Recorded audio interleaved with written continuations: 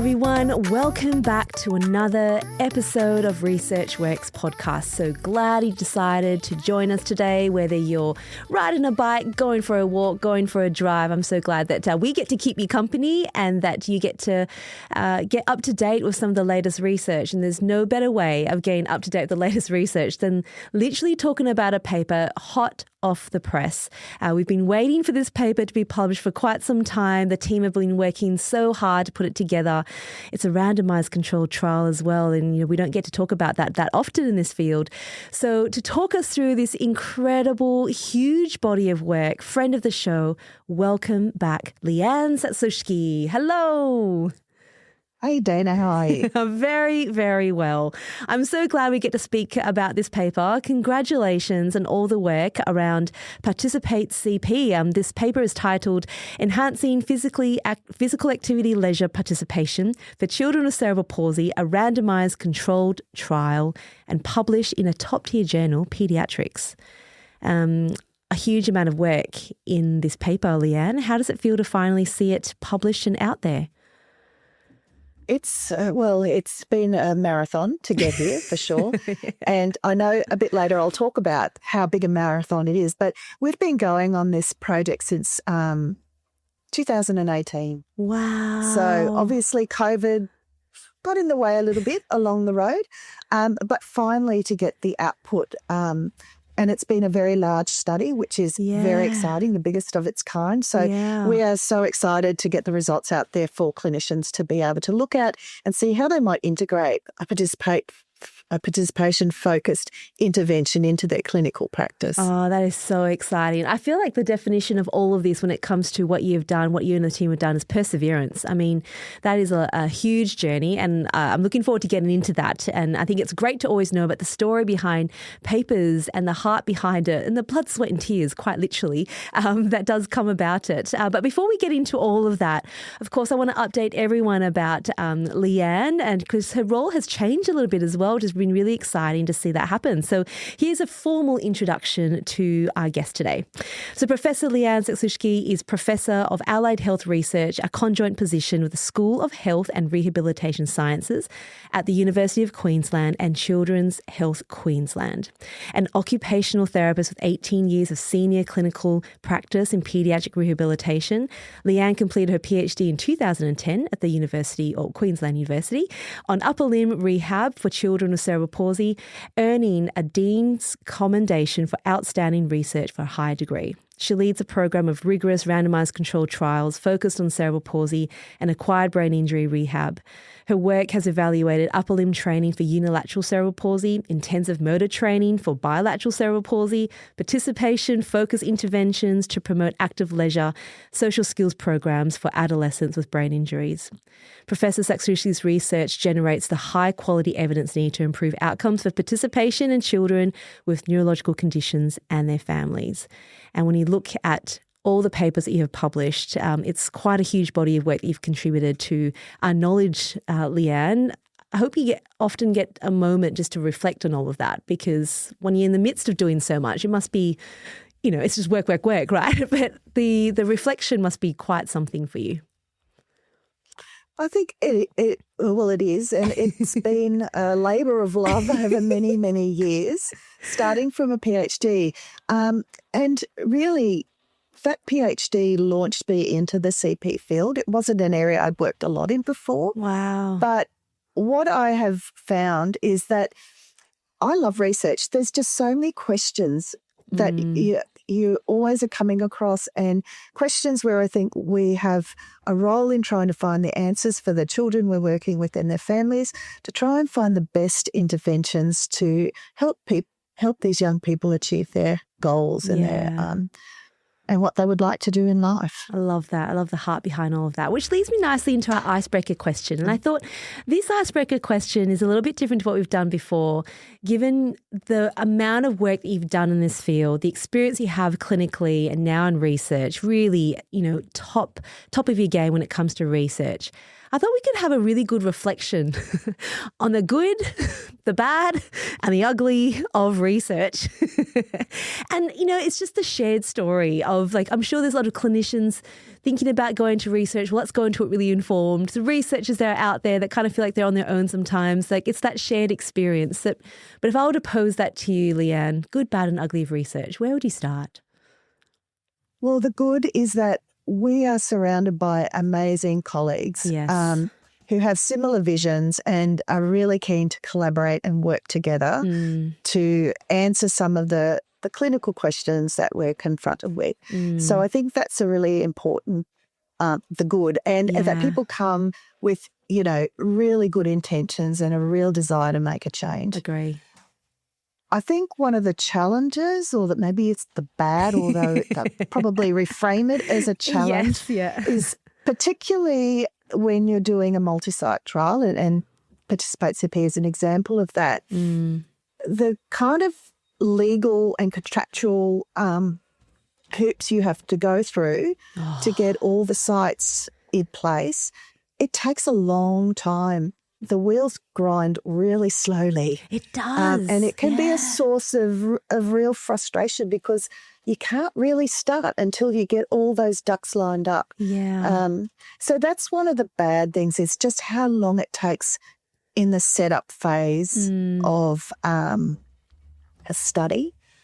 The ugly, I don't know that you call it ugly, but again, it's a challenge. It needs a reframe. It needs a reframe. I mean, recruitment is difficult. And across all of the different studies I've done, it's always difficult. And I think one of particularly in Australia, kids with cerebral palsy in particular, they typically get a lot of therapy through their NDIS packages. And so there's often not a lot of time for them to think about being involved in a research project, which would require just one more thing to fit into their very busy lives. So that's particularly challenging, I think. We'll see with the NDIS reforms how that shifts over time, and it may shift a little bit too. This is such good reflections. They're just the practical parts of the challenges of doing research, isn't it? I think the heart and the intent when you get into it, of course, it's answering questions about what people really want the answers to, people with lived experience. And I love how our research field has really shifted so strongly and aligned with that. I would say the only thing I would say that feels a little bit ugly is when you are going for grants or funding, which is such a huge challenge. I think I sometimes see comments online of it's really easy for you to do research. You've got this money. I'm like, it's not given to us. It is a very competitive process that is increasingly more competitive. And the challenge with that is that you're often competing against people that you love and know and your peers. We've all got these great ideas, but we're going up against each other for a very small amount of money. The success rates of these big grants, Leanne, that's shifted a little bit as well, hasn't it? It depends on what granting scheme you're looking at, but, you could say in the ballpark of maybe about a 10% success rate for the big Category 1 federal grants. And, part of trying to be competitive for those is sometimes you've got to do a lot of legwork, a lot of preparatory work leading up to putting in a grant. You might have to make sure that you've published a systematic review in the area, so you're perceived to know the lay of the land in terms of the evidence. You probably have to have got some pilot data to show that you've actually looked at a concept and shown it, that it's looking like it could be feasible and acceptable, and now it needs that next stage of a bigger trial. So there's a lot of steps, building blocks, if you like, that you've got to put in place to put yourself in a position where you are more competitive for those big grants. And you're right, we're up against all of our colleagues who are developing cancer treatments and vaccines and everything across medicine. So it's a complex space to work in, and as you said, getting those big grants is not easy. It is not easy. And as I said, you do have to do a lot of legwork to position yourself to be able to get them. That's so true. But and on the other side of that is that once you do get that through, and with a bit of perseverance, you do get that through, the product, in terms of what it is, because it's so competitive, iron sharpens iron, doesn't it? And so you are, you're all over the literature, you're all over what's actually happening and who's been involved and bringing everyone on board with it. So the quality that comes out on the other side is something that hopefully can make a really big impact. But yeah, despite all those challenges, we still do it. We still love it. We still do it because, you said, what is the good? The good is we get to the end of a study and we've answered a really important question. And in the case of this study, we've provided really groundbreaking new evidence for effectiveness of a participation-focused intervention. So when you get to that final product, that's the good. Isn't that the good?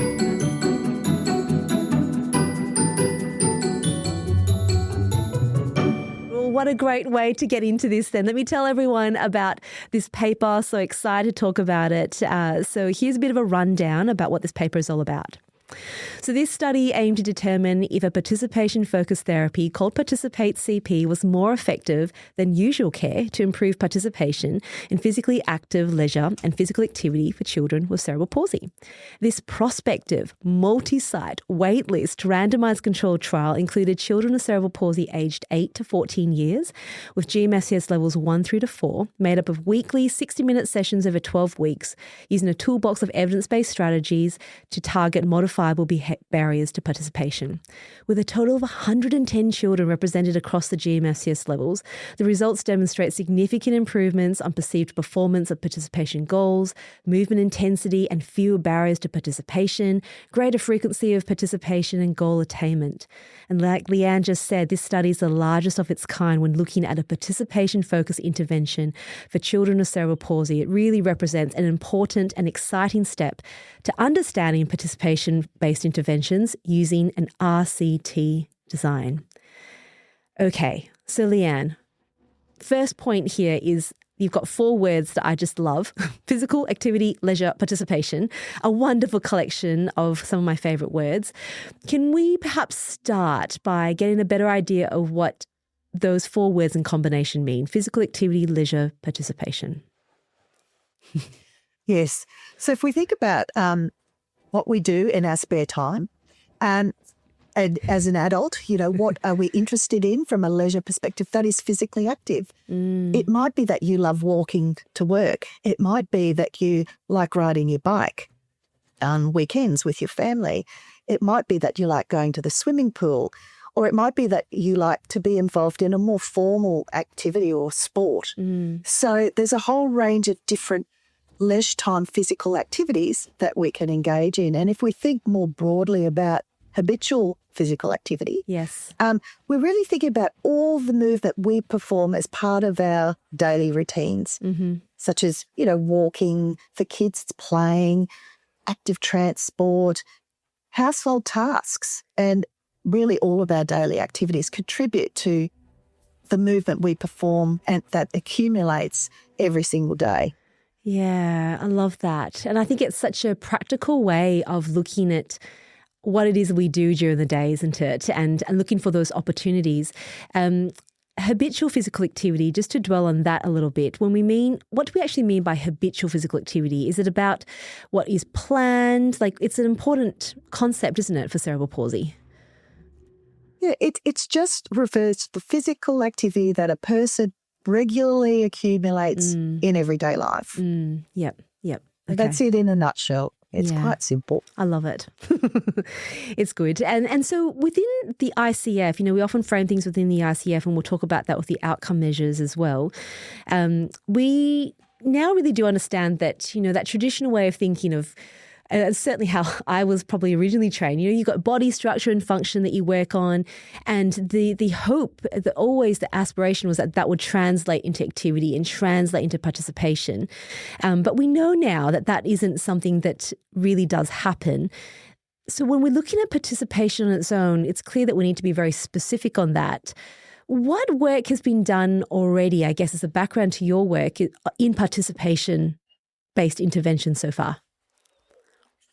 So there are a number of participation-focused interventions, and you're right, they are different to a more traditional activity-focused interventions. And you're right, there have been quite a lot of systematic reviews now that have shown that working only on activity performance does not translate into participation. And that's because participation occurs in a context. And within that context, there could be barriers and potentially enablers to support your participation. And so participation-focused interventions need to think more broadly beyond the child's capacity and look at the context in which participation is occurring and target solutions to some of the barriers and put supports in to enhance enablers for the child to participate in their chosen activity. So there are a number of other interventions. There's PrEP, which is the pathways and resources for engagement and participation. And that has, again, focused solely on strategies for the environment, and it's across all sorts of participation, social participation, and not just focused on physically active leisure participation. Sure. This study was really underpinned by a phase 2 study that was led by Dr. Sarah Reedman as part of her PhD, where we really conceptualised and developed Participate CP and tested it in a smaller scale and showed that it really looked like it had good legs, which we were able to leverage off to go into this particular study. Yeah, sure. And in terms of the area, I guess in terms of background, we know that a lot more work has been done on more activity-based interventions rather than participation. Now that you've done this study, I suppose as a bit of a reflection, is it that we haven't seen so many participation-based interventions because we haven't really been focused on it, or have there been other barriers that have really made this kind of study quite a tricky one to do until now?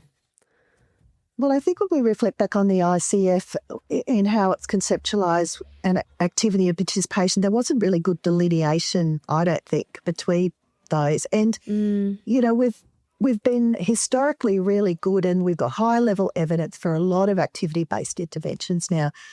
We're probably much better at knowing how to set goals around those activity sort of performance areas. But, one of the challenges is how do you set participation goals? How do you frame them? And I think Christine Im's work and development of the family of participation-related constructs has really been super helpful in that we can now think about framing participation goals around attendance or involvement. And that's one of the things that I think has really helped move this field from a practical logistic sense and delivering something like Participate CP.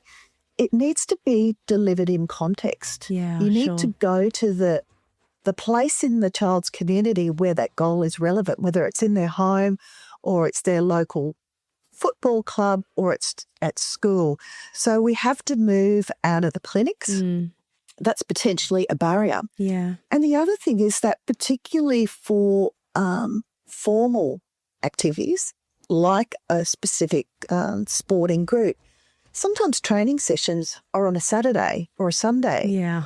Or after school hours or after typical working hours. So again, that's another complexity and potential barrier that we have to overcome in order to try and deliver this intervention in an ecologically valid way. Yeah, so many good considerations there for us, really, aren't they? And I can see that you mentioned there in terms of the development of Participate CP, and what we're about to talk about here was really off the back of some other work, and you had said that it started quite some time ago. Just for context for us, can you walk us through what that journey actually looked like from beginning through to now? Okay, so it started with, as I said, Dr. Sarah Reedman's PhD program. So again, PhD program is over 3.5 to 4 years. And over that period of time, we really looked at conceptualising and developing a participation-focused intervention and really thinking about some of the theories and frameworks that should underpin such an intervention. And if we think about physical activity, it's a health behaviour. And if we think about our own physical activity, we choose to get up and go to the gym, or we choose to stay in bed and read a book. So a lot of the the motivation is such an important part of whether we engage in physical activity. So understanding theories of motivation and self-determination, and they really underpin the development of Participate CP. So moving on with the really promising results from Sarah's PhD, we were then able to get, and I talked before about, these building blocks and putting these building blocks in place, and we were able to leverage those results and get NHMRC project grant to run Participate CP version 2, this bigger study. Now, we started that back in 2018, May 2018, and we finished it in May 2024, and it was delayed because of COVID. So there was probably about 18 months delay on the entire project to get to the end point. So it's a very long process. And then, of course, you've got data to clean and data to analyse, and you've got to write the paper up, and then it goes through peer review, which is not always a quick event. So, we're looking at 10 years of development and testing to get to this end point. Wow. That's, like I said, perseverance and a lot of patience, I would say. Patience whether you want to or not, but I guess that's what happens. So as a randomised controlled trial, I know is the main study design, walk us through what that actually looks like specific to this study, and perhaps from there we can talk about the main research question that you had. Yeah. So as you said, it is a randomised control trial with a waitlist design. So children would come in, they'd receive their baseline assessments, and then they'd be randomised. And they'd either be randomised to receive Participate CP straight away, or they'd go into their waitlist control group. And the waitlist group continued with their usual care. Sure. So the time points for assessment was obviously baseline, and then for both groups at 12 weeks, which is the length of the intervention period. Sure.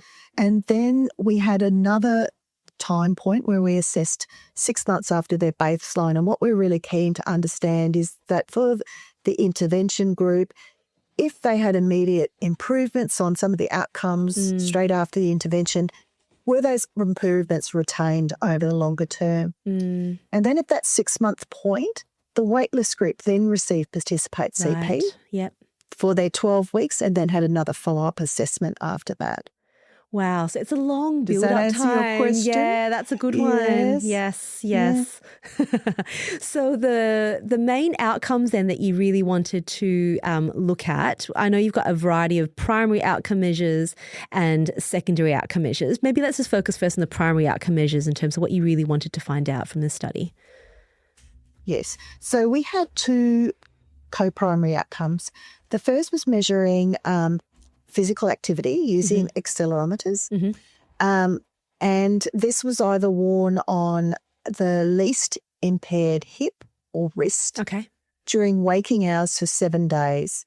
So 7 days as the baseline before they started, after they've finished for another 7 days, and then 6 months after baseline, another 7 days. Right.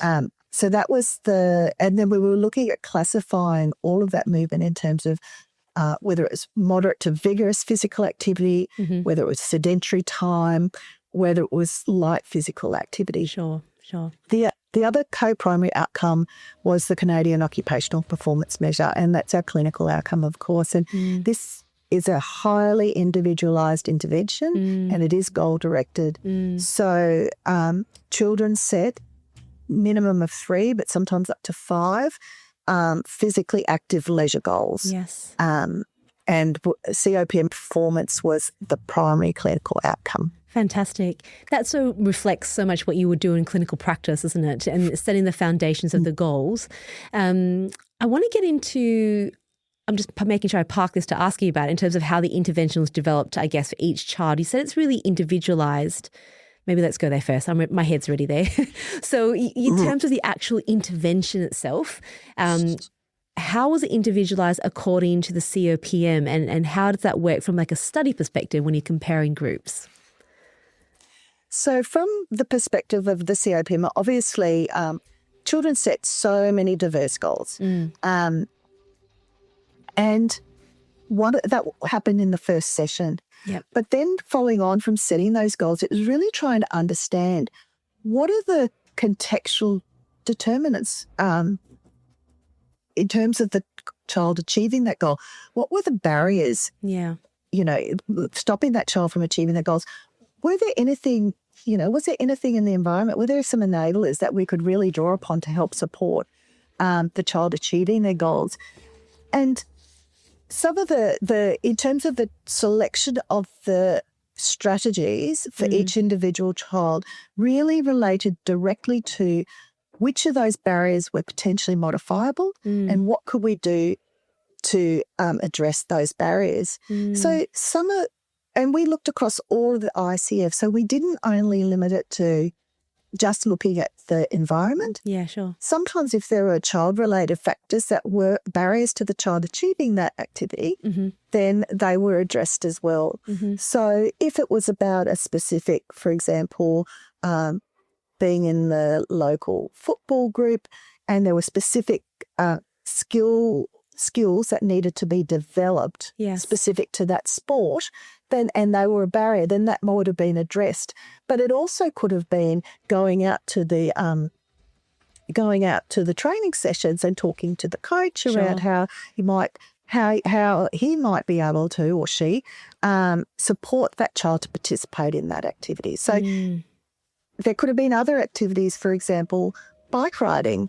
And I know sometimes therapists would go out and the bike setup was just wrong. Yeah. And so it might have been just adapting the bike or providing more supports on the bike, and then looking at the environment that surrounded that child and their house, and where could they go and practice and how could they integrate it into their daily routine. So every single child, even if they had similar goals, the barriers might have looked quite different, and therefore the intervention strategies could have looked very different for each child. Wow.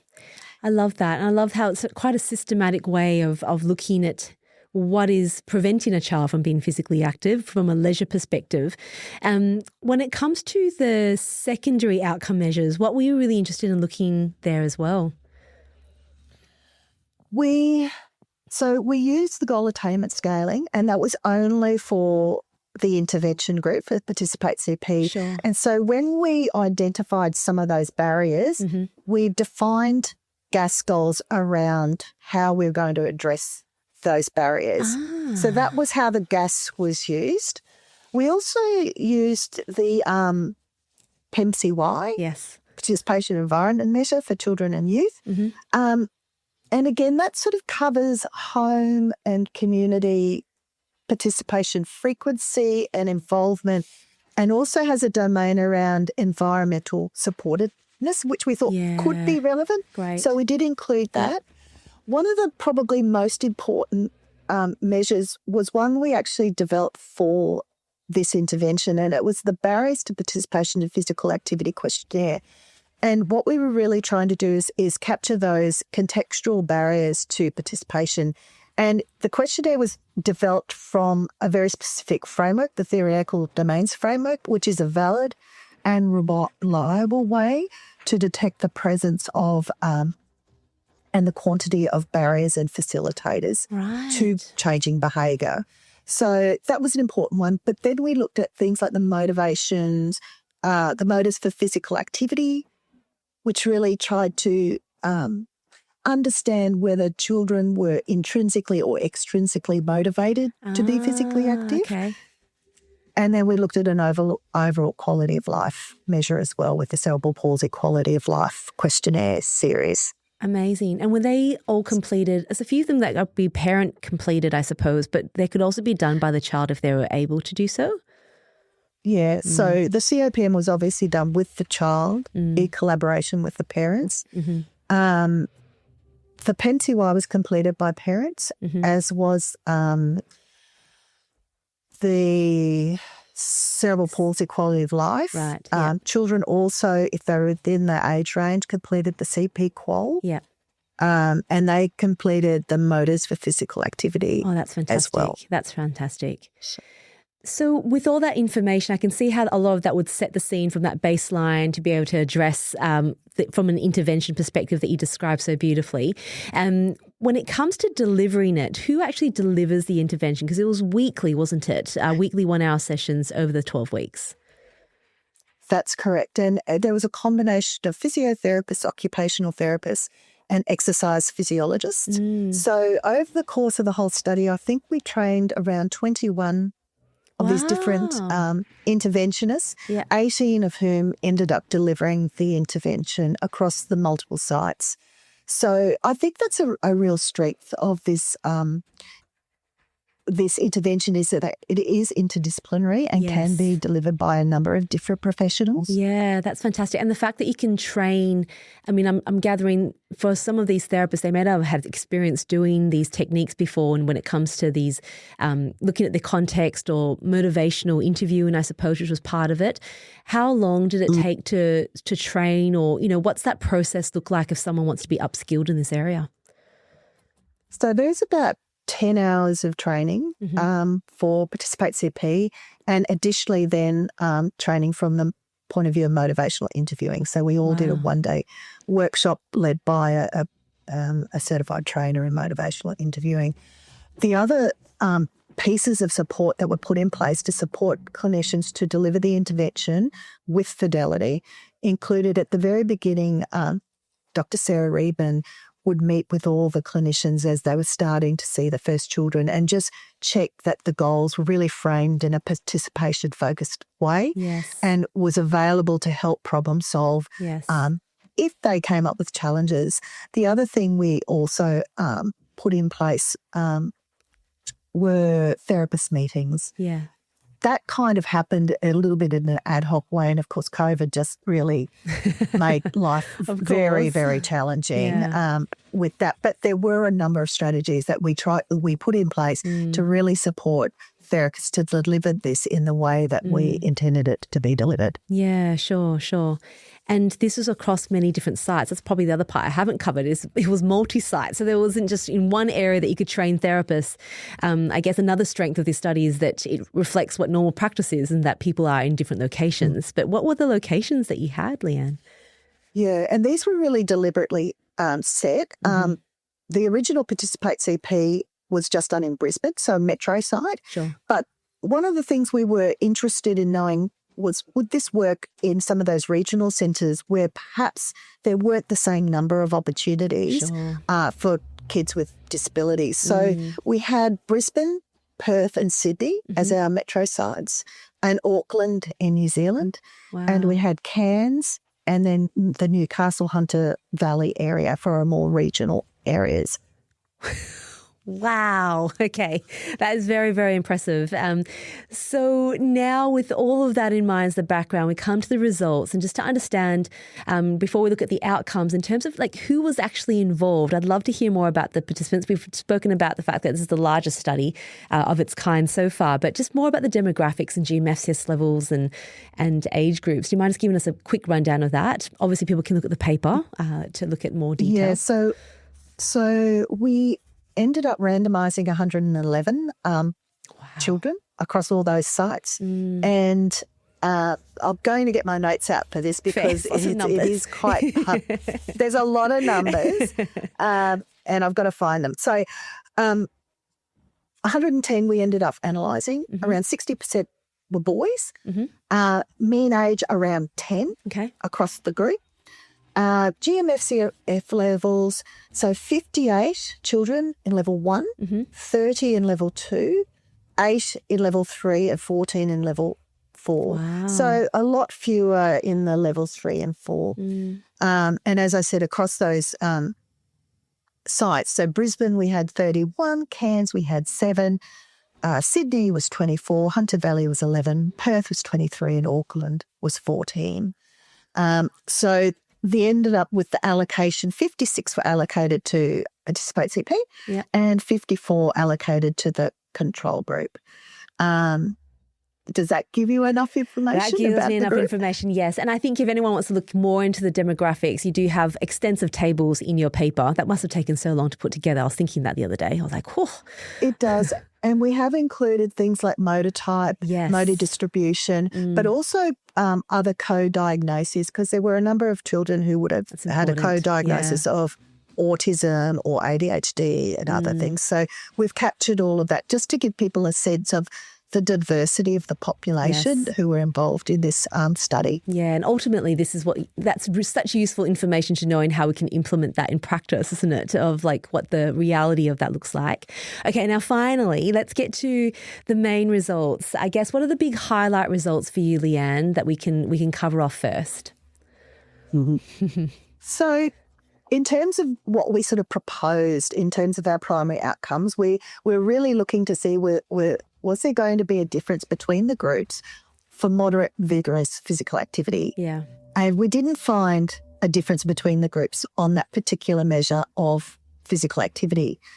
We did find very significant differences favouring Participate CP in terms of perceived performance of physically active leisure goals and satisfaction with performance of those goals. And that was not only statistically significant, but the magnitude of difference was very clinically meaningful as well. It was very interesting. We've done a subsequent paper that is just about to be submitted where we've really gone into great depth of analysing the participation goals. Yes. Because there were only over 350 goals set by the children across the study. Right. And like the previous study that Sarah did, most of them were framed around attendance and fewer goals framed around involvement. And that's something we're interested in trying to unpack. Yeah. And then we've looked at what were the really common goals set by kids and sort of very popular activities were, of course, cycling, swimming, basketball, all the various kinds of football codes, frame running. Yes. So a lot of variability, and we've provided a table in the paper to really show and unpack a little bit more detail what those goals were really like. Yeah, that's really helpful, isn't it? And I think it's an interesting point to make about when we're setting goals for participation. You're right. It's so much easier. I think we've done the same thing and look in our data. Attendance is often where we go to. I guess it's just, not that it's just easier, but I guess it's easier to conceptualize maybe, whereas involvement is such an experience-driven outcome, isn't it? Yeah, it is. You're right. It's a very subjective experience of attending. Yeah. And yes, it's much easier to write an attendance goal around, maybe how frequently someone might be doing it, or maybe about the diversity of activities they want to be engaged in. Yeah. But yes, I think the involvement piece is something that we've still got a long way to go in terms of really developing our ability to set those kind of goals with families and understanding what involvement looks like for a child and how we can articulate that. Yeah. And across the other outcome measures that you had, was there anything else that really stood out to you as a result of all the work in Participate CP? Yeah, so whilst we didn't show a difference in moderate to vigorous physical activity, what we were able to show is that the children who were in the Participate CP group showed higher average movement intensity across the day. And so what that suggests is that they moved more frequently and with greater effort during everyday routines. And this is actually a really important finding, as it's really one of the first demonstrations of significant device-measured change in daily movement following a participation-focused intervention. So that's really novel and important finding. Like the previous Participate CP study that Sarah did, we were able to show significant improvements in the reduction of the barriers to participation experienced by kids who were in the Participate CP group. Yeah. We were actually able to show on the GAS goals for the Participate CP group that they achieved their expected goal attainment. So that was a really positive thing. And that was, as I said before, really related to those goals around addressing the barriers to the child's participation. Yeah. There were other measures that we weren't really able to show a lot of difference with in terms of quality of life. I think it's a really hard area to shift. It is. It is. And I think one of the challenges, and it probably didn't realise it when we set out on this study, is that there are actually quite a lot of versions of the CP qual. There's for the the younger children, there's the parent proxy and then their version, the child's self-report version. But then there's also the same, a parent proxy teenage version and a teenage self-report version. And so you end up with a whole myriad of data that you can't really combine very well. That's right. So that's probably one of the learnings out of that study. But I think it's difficult to shift quality of life, and you might need a much longer lead time to see any sort of substantial changes. And I wonder whether sometimes, just on that one, Leanne, quality of life, they're quite broad measures. They do measure a lot of aspects and domains. I wonder even if it's, I don't know what you think about this, but from an intervention perspective, we are adding an additional load to a family and their context. There are assessments to do. If there's no significant change, either way, that's also quite a positive thing in my view in terms of the burden of being involved in something like this, in terms of how that might therefore impact some of their results. Is that a fair thing to reflect on? I think that's a really fair thing. I think what I should have said is that there was actually a significant difference between the groups in the domain of participation at that 6-month time point. Again, that's that longer leading time. Yes. And again, I think you're right around the assessment burden, and maybe we should really think beforehand around, is there a specific domain within this measure that we think is likely to change? Because it is, you're right, there are particularly burdensome assessments to complete. Yeah. But and at the same time, like doing an intervention itself and being involved in a study, I think it's also good to know that being involved in the study overall didn't impact their quality of life, and that whilst it didn't shift in the other domains, the specificity when I'm looking at outcomes, COPM and GAS, they're all very individually specific to what you were doing. So in a way, it does reflect quite nicely what the study was intending to do. Yeah, and I think we did show change on the PEMCY on community frequency. But, again, that's a very burdensome assessment and probably, in reflecting on the results, if I was doing another study, I wouldn't include it in the next iteration. Yeah, always nice things to learn, aren't they? Question about the actigraphy. Interesting reflection, I guess, MVPA, moderate vigorous physical activity, particularly if you're looking at maybe more leisure time and habitual physical activity, maybe MVPA wasn't going to be as drastic of an improvement as a more focused activity intervention. But what were you talking about before in terms of movement intensity? Like they're working harder, more bouts during the day? Yes, it's just a different way of analysing the results without looking at those cut-offs of moderate to light to sedentary, which we didn't show in any of those sort of areas. But again, this is probably the first time that I'm aware that I've seen that kind of measurement. And again, I'm not an expert in physical activity measurement, and thank goodness we had the wonderful Professor Stuart Trost on the team who did all of this work around the physical activity. And interestingly, he's gone on, and we haven't done it in this paper, but he's actually started to look at it at those different activity levels across the GMFCS levels. So that's going to come soon. But I think at the end of the day, we did have relatively small numbers of children classified in GMFCS 3 and 4. Most were in 1 and 2. Yeah. It is it's still such a heterogeneous group that we're looking at anyway. So from this study and the results, what are probably your main implications for practice here? What are the things that you think can influence what therapists can do right now and moving forward? Well, I think we have to, one, be very clear that, as we talked about earlier, that just working on children's activity limitations without understanding the broader contextual environment in which participation occurs is unlikely to change how children participate. Yeah. And so we need to go with a participation focus. Yeah. If we want to change what's happening in the child, in their real world sort of life.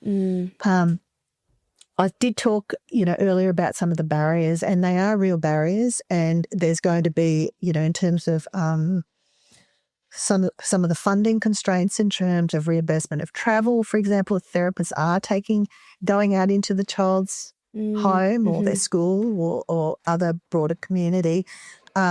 There may be some barriers around some of from a funding perspective. Sure. But I think we need to be raising the issue of physical activity much earlier. Yes. With families as a really legitimate treatment goal. Yes. And I don't think we've been doing that. I think we've been focusing on walking and transfers and, dressing and things like that.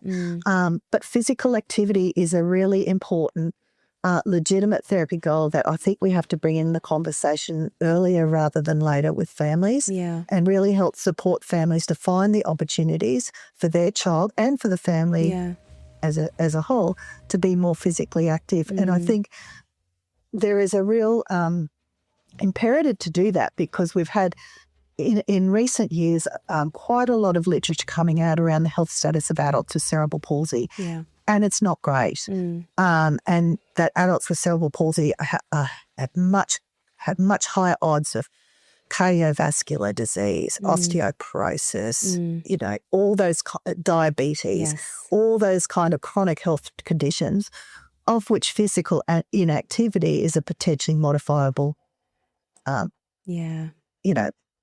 modifiable factor that will influence those outcomes. So I think going forward, yes, it's about let's reconsider physical activity and how are we going to help families and children with CP be more physically active. Yeah. And I think that's such a great reflection. And I think about, yes, there's often funding constraints, but I also think that we can probably use the current available funding better.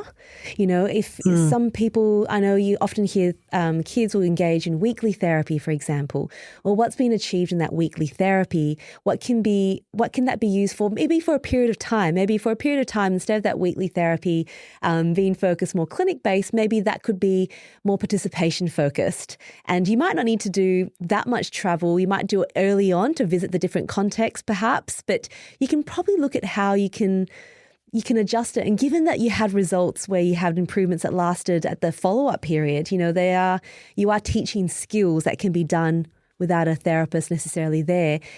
Any comment on that or that you can advise us based on your experience here?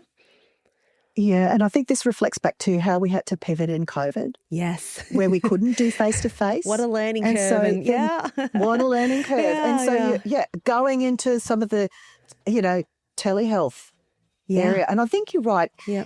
Where possible, even to go and do an initial environmental screen related to the child's goals and understand the context in which they're trying to achieve these goals is a really important thing. But yes, maybe we can bring in some telehealth.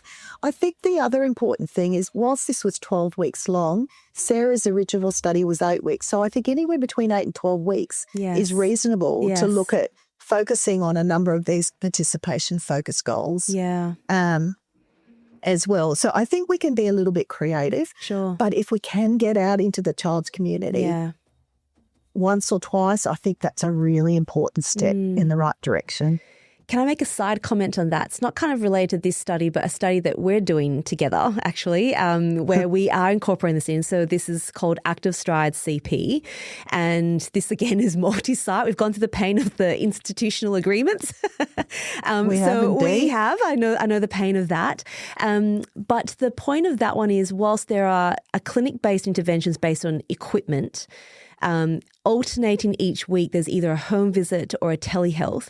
And I must say, through that experience already, being in the child's environment and seeing how we can implement opportunities to be more physically active beyond the clinic. So in the clinic, they are working on activity capacity. So that's really great. But going to the home and then following up with telehealth, I would say as a study model is absolutely fantastic. And so I guess a bit of a plug there for Active Stride CP. I know we're both involved in it, but it's a great opportunity to be involved in a study that's incorporating all of these ideas that we've just spoken about and with and it's contributing to research. Where are we up to there when it comes to being involved and how much longer can people sort of maybe sign up for and maybe how they can sign up?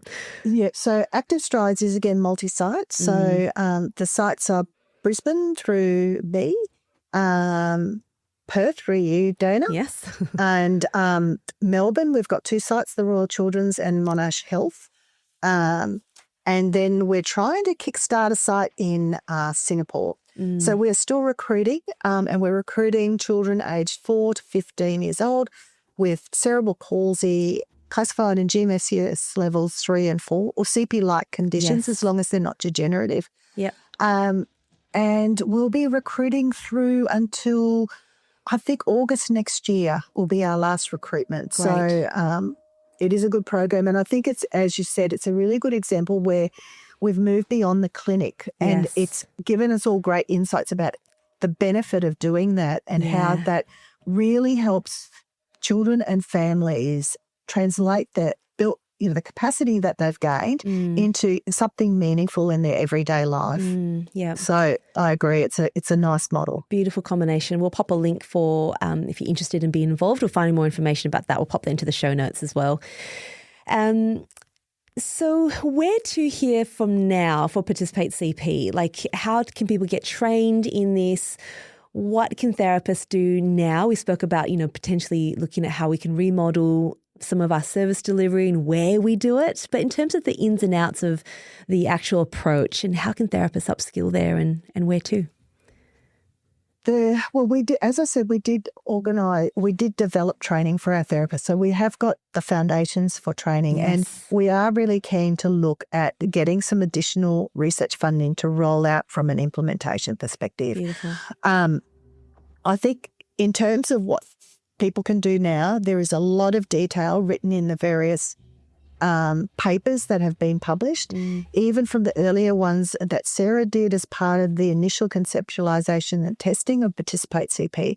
She did a very comprehensive content mapping that really showed how you link barriers to some evidence-based strategies. Right. So that paper is out there, and I think that could give therapists a lot of good information.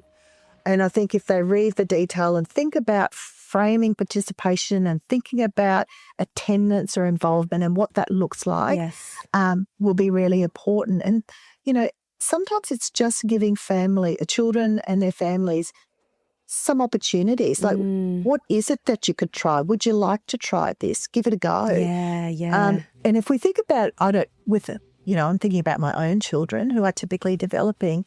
As they're growing up through primary school, they try so many different sports and activities until they land on something that just grabs them. That's right. And, I think if we think that way, it's what are the opportunities that we can offer young people with CP to give it a go, have a try and see if they like it. That's such a good point, right? Like, it's so true. We might try one thing and it didn't work. It doesn't mean nothing will work. It might just mean finding something else that's actually, lights a spark for them, and they're actually interested in going and can't wait to go there every single week. Exactly. And you might have to try 5 or 6 things before you land on the one that lights that spark. That is so true. Again, that's our job. What are some of the opportunities out there? Absolutely. And knowing what resources are out there contextually, what's available. And that's such a great practical point. Leanne, that was a great conversation. I loved everything about it. I loved hearing about the whole story and what goes behind all of it. Thank you so much for sharing. We're not done just yet. You're not off the hook just yet. We do go to our final segment. Ed is here. Oh, thank goodness he's here. We wouldn't be recording a podcast without him. But before we finish off, let's head into the final segment. Tell it to Ed. Ed, as you know, is our producer. He doesn't have a background in child health, but he's beginning to know more and more about the area. I'm not so sure if he knows about all the frameworks just yet, but he's beginning to develop a language around it. So he's been learning. So to add to his learning, Leanne, I'll get you to summarize this area in about 60 seconds or so. And Ed, you'll have an opportunity for one question. So Leanne, take it away. Participate CP is a really different, unique model of intervention. We're going out into the children's community, into their home. We're understanding what it is they want to do to be more physically active, and we're helping them to meet those goals by looking at the environment around them, the supports we can wrap around to support them being able to do those activities, but also trying to problem solve and get over some of the hurdles and barriers that are stopping them from achieving their goals to be physically or active. Is that was 60 so seconds? good. I reckon that was under 60 seconds. Yeah, that was quite good. That was great. All right, Ed, are you ready? Over to you for a question. Yeah, look, I think today's episode has been very interesting. Oh, I say this every time, so I think I could probably just loop that on all 300 episodes. They're always interesting conversations. Yeah, and I guess I've never really thought about the whole attendance versus involvement thing, and I know we've talked a lot on the pod before about I'm hoping I get this right, the body structure and function focus, and how that might not always align with the whole participation focus of things. And I guess I probably wanted like a little bit more of a key takeaway. I'm a layperson when it comes to healthcare.